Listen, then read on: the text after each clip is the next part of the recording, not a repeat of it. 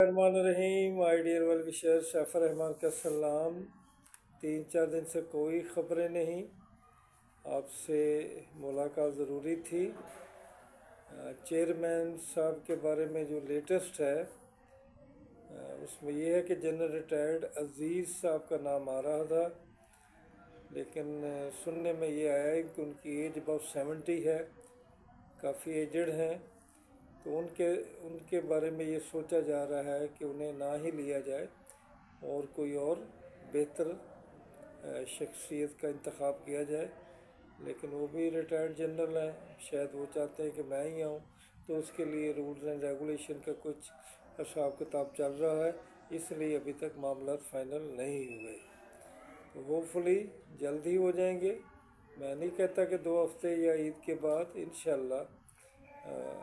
I am क्या कहते हैं, I am more optimistic than my friends. तो आई होप कि it will complete in 1 week. तो इससे बहुत सारे मामला रुके हुए हैं।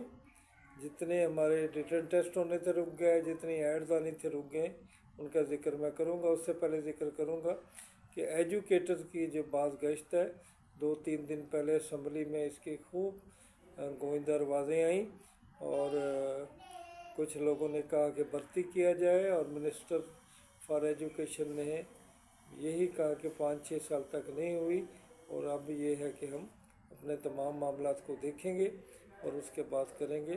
तो होपफुली रैशनलाइजेशन का अमल पहले किया जाएगा, इसके बाद जो है वो एजुकेटर की भर्ती होगी।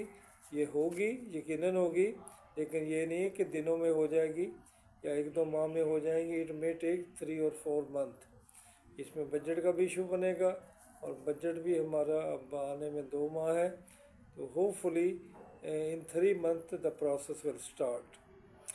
पीएमएस हो जाना था आपका मिड मई में, उम्मीद थी हो जाएगा, लेकिन चेयरमैन साहब की सीट खाली है 14 फरवरी से।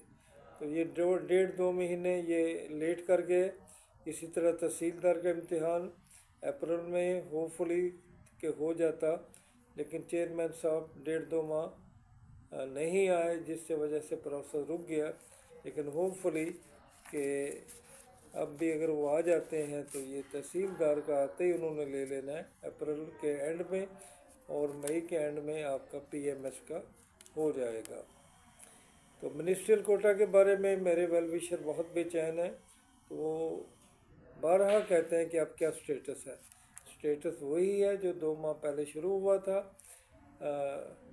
ऑनरेबल जज ने कह दिया था कि भर्ती की जाए, फिर चीफ सेक्रेटरी साहब ने एक्सक्यूज़ बनाया कि let us wait for the new government to come and then proceed it. तो अभी इन्हीं दरमियान ही गुफ्तगू चल रही है, रिटर्न कॉरस्पॉन्डिंग्स हो रही हैं, लेकिन कोई फ़ाइनल नतीजा नहीं आया। और इसी तरह आपका जो इम्तहान था, टाइप टेस्ट जो था पटवारी साहबान का, वो भी इसी चेयरमैन साहब के साइन का इंतज़ार कर रहे हैं। हमारे मामला कुछ अजीब है हमारे कंट्री के, कि हमें पता नहीं होता कि अब आगे क्या होना है और क्या करना है। अनसर्टनटी सी है जो अभी तक प्रीवेल कर रही है। तो आप इंतज़ार करें, और इंतज़ार पॉजिटिव करें। बहुत सारी जो कि रिटन टेस्ट होने जा रहे हैं जल्दी, जिसमें कॉमर्स का टेस्ट है, स्पेशल एजुकेशन का टेस्ट है, कॉमर्स में लेक्चरर और एपी हजरात का टेस्ट है। इसी तरह लेबर एंड ह्यूमन रिसोर्सेज में बहुत सारी सीटें हैं, इंस्पेक्टर की भी हैं, असिस्टेंट डायरेक्टर की भी हैं। तो इनके आप इंतज़ार में वक्त ज़ाया ना करें, ये काफ़ी वक्त मांगते हैं। इनकी तैयारी जारी रखें। स्पेशल एजुकेशन में भी बहुत सारी सीट्स हैं, आपको पता है, एसएस की भी और लेक्चरर्स की भी। तो you have to do a lot of work.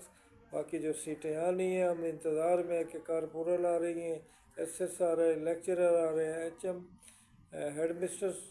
Head master साहबान आ रहे हैं, तो एक्साइज इंस्पेक्टर आ रहे हैं, पुलिस इंस्पेक्टर, तो ये सब आ रहे हैं, लेकिन सबसे पहले चेयरमैन को आना पड़ेगा।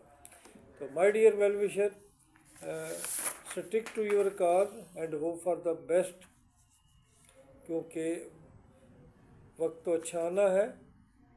और रात के बाद दिन भी आना है, सूरज भी तुलू होना है। आखिर में मैं ये कहूँगा कि अल्लाह ताला आपको जो भी मुकाम दे, जो भी पोजीशन दे, लेकिन आप बेफैज़ कभी ना बने, क्योंकि जब दरख्त भी बेफैज़ हो जाता है, पत्ते नहीं लगते, फल नहीं देता, तो उसका क्या अंजाम होता है कि वो आग उसका इंतज़ार कर रही होती है और उसका हिस्सा बन जाता है। तो आप भी आने वाले वक्त के इंतज़ार में, लेकिन पॉजिटिव एक्टिविटी बाहर रखें। जो आजमाइश है वो शख्सियत में नखार पैदा करती है। इस जैसे ही आप नखार हासिल कर लेते हैं, अपने आप को बेहतर बना लेते हैं और कोप करते हैं मुश्किलात के साथ, तो आप आजमाइश से भी निकल जाते हैं और आप बेहतरी की तरफ जाते हैं। आखिर में नासिर का शेर आज फिर मुझे याद आ रहा है कि वक्त अच्छा भी आएगा नासिर, वक्त अच्छा भी आएगा नासिर, गम न कर ज़िंदगी पड़ी है अभी। तो अभी ज़िंदगी है, let's see what happen and let's hope for the best. Thank you very much. इंशाल्लाह वी शैल मीट अगेन।